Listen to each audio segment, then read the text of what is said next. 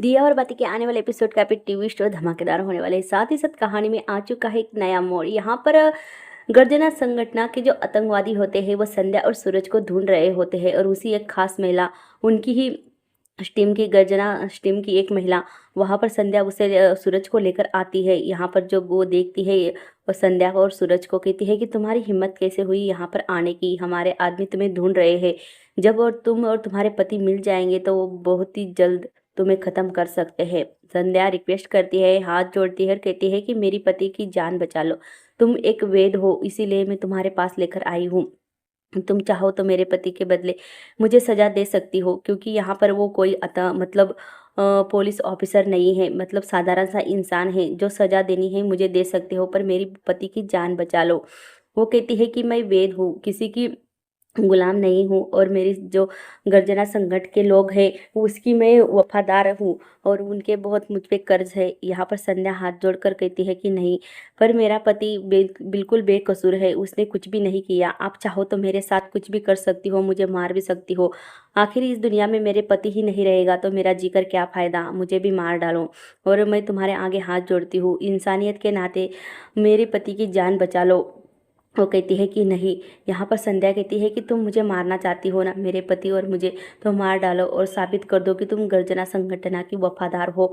और वही यहाँ पर संध्या कहती है कि आपने हमारी मदद नहीं की तो मैं समझूंगी कि इस दुनिया में इंसानियत नाम की कोई चीज़ ही नहीं है। संध्या काफ़ी रिक्वेस्ट करती है। सूरज का काफ़ी बुरा हाल हो चुका होता है क्योंकि उसे गोली लग चुकी होती है। सूरज से बोला भी नहीं जाता और संध्या काफ़ी परेशान हो जाती है। संध्या यही सोचती है कि ये मेरे पति की जान बचाएगी या नहीं, क्या सूरज ऐसे ही तड़प तड़प कर मर जाएंगे। यहाँ पर संध्या कहती है कि देखो मेरे पति की तरफ, क्या आपको ये लगता है कि आपको कुछ नुकसान पहुंचा सकता है। तभी यहाँ पर वो गर्जना संगठन की महिला होती है, वेद होती है। वो कहती है कि तुमने हमारे गांव को धोखा दिया है और तुम यहाँ पर कितने दिन रही अपना भेष बदल कर, मैं तुम्हें नहीं माफ़ कर सकती और हमारे परिवार हमारे गांव को तुम बर्बाद करना चाहती थी। संध्या कहती है कि मेरा कोई ऐसा मकसद नहीं है, मैं तो सिर्फ अपने वो ड्यूटी के लिए काम करती हूँ और मेरी कोई तुमसे जाति दुश्मनी नहीं है।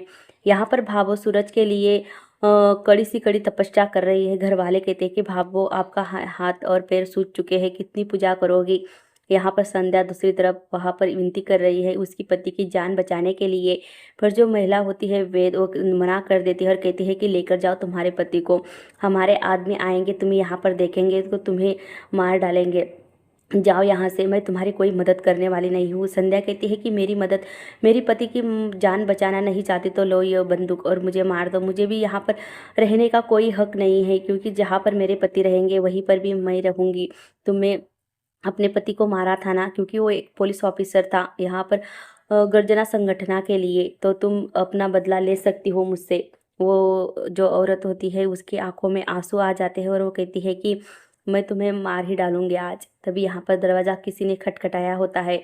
वो देखती है कि दरवाजे पे कोई है और उसकी आंखों में आंसू आ जाते हैं और वो रोती है। वो नहीं चाहती है संध्या को मारना। यहाँ पर संध्या को वो छुपा देती है, सूरज और संध्या को।